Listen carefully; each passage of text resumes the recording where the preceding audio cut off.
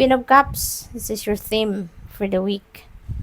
So, Queen of Cups, this is a very nurturing energy, you know, very sensible energy, intuitive, very, malakas ang radar, diba?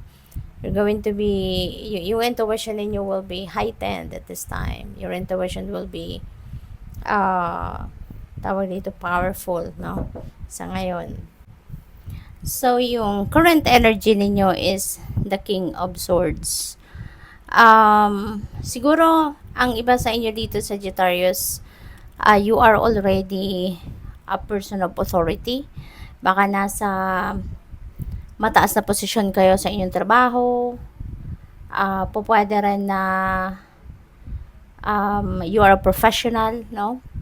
At maaaring ikaw ay nakakatulong, no, sa maraming tao, giving your imparting your wisdom, imparting your knowledge regarding kung ano man ang expertise na meron kayo.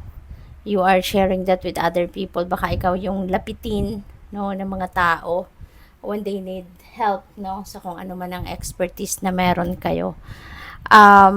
Pwede rin na ang iba sa inyo dito baka baliktad ang sitwasyon.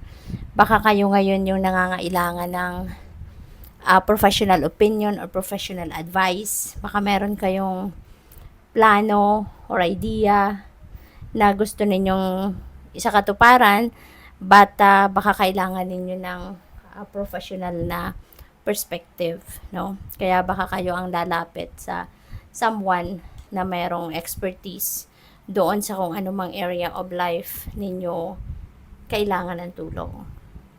So, if that's what you feel like doing, or sa tingin ninyo yun talaga makakatulong sa'yo, huwag ka na kayong magdalawang isip. Go for it, okay?